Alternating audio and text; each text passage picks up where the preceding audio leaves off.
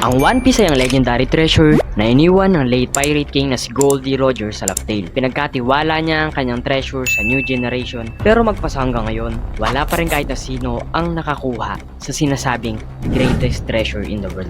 This shows how strong Roger really is. Pero alam nyo ba na ang pag-uusapan natin ngayon ay ang nag-iisang marine na nagawang makipagsabayan sa pirate king? Hindi lang yan. Nagawa rin ng taong ito na halos madakip na ang nag-iisang hari ng mga pirata ng maraming beses, kung kaya't nakuha niya ang respeto nito at tinuring pa siyang isang kaibigan. Sino nga bang marine na to?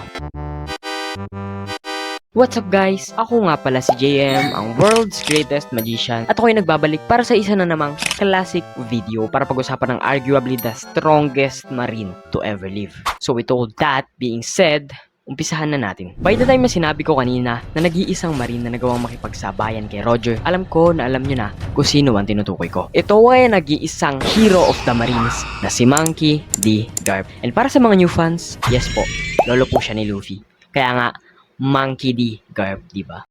Konti lang ang nalalaman natin patungkol kay Garp dahil minsan lang siyang ipakita sa atin ni Oda. Pero ang kakaunting chapters na nagpakita si Garp ay sapat na para sabihin, Garp is on another level. He is the most influential marine at para sa akin, ang pinakamalakas na marine sa buong series. He is on par with the Pirate King at siya, kasama si Roger, ay tinalo ang most powerful pirate crew of all time na kinokonsist ng mga top tier pirate na pinangungunahan ng most notorious pirate na si Rox D. Sebek. And the greatest thing is, ginawa niya yan ng walang devil fruit o kahit na anong weapons, just his bare hands and haki alone. Unlike sa malalakas na marines ngayon, katulad ng mga admirals na mainly nagre-rely lang sa kanilang devil fruit. And that is the reason why Garp is the GOAT.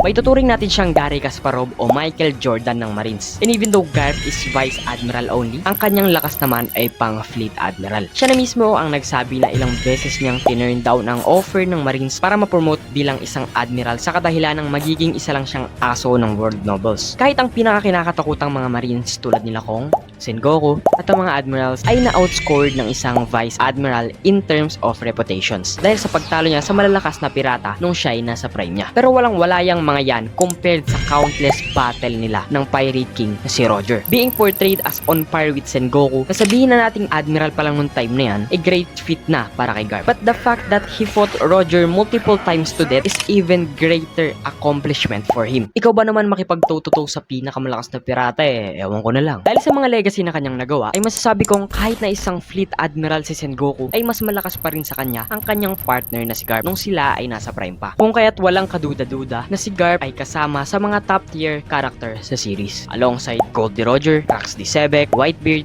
Shanks, Shiki.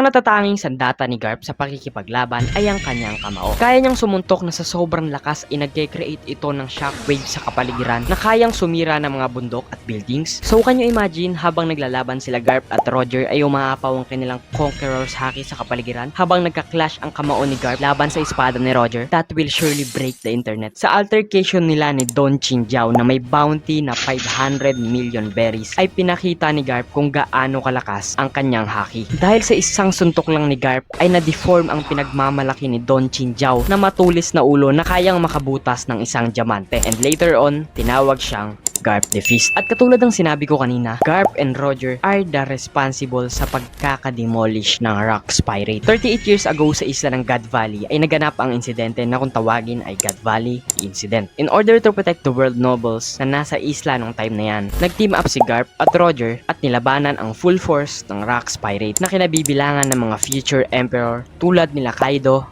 Big Mom, Whitebeard, at ang kanilang kapitan na si Rox D. Sebek, which resulted sa pagkatalo ng Rox Pirate at pagkamatay ni Rox D. Sebek. After that ay nakuha ni Garp ang massive recognition ng mundo at binansagang the hero of the Marines. On the other hand, pinagtakpan ng world government ang naganap na alliance between Roger and Garp and also the existence and activities of Rox Pirate, especially ang kanilang kapitan dahil nagtataglay ito ng letter D sa kanyang pangalan. Speaking of letter D, si Garp ay member din ng D-Clan, ang sinasabing natural enemy of the gods. What makes them really special is that they share the same ambition to change the world pero sa magkakaibang paraan. Tulad ni Roger na inalam ang tunay na nangyari noong Void Century, si Rox D. Sebek na naghanap ng pinakamalalakas na pirata para i-conquer ang mundo, at si Garp na pinili na maging isang Marine. Garp is undoubtedly a monster in his prime. Isipin nyo kung gaano kalakas yung mga pirate nung old era. Super high caliber. And yet, si Garp ay nakikipagsabayan sa kanila ng walang devil fruit o weapons na ginagamit. And even at the age of 78 na mas humina na kumpara sa kanyang kabataan, ay masasabi ko pa rin na isa pa rin siya sa mga top tier character in current time. Nakita naman natin sa mga latest chapter kung paano niya single-handedly kinalaban ang Blackbeard Pirates at nagpakawala pa ng atake na Galaxy Impact na coated ng Advanced Conqueror's Haki at Armament Haki na sumira sa mga buildings sa Hachinosu. We can also see kung paano siya nakipagsabayan sa former Admiral Aokiji despite his old age. Kayo, sa tingin nyo, gaano kalakas si Garp nung prime niya? Kaya niya bang talunin ang current Akainu? Just leave a comment down below.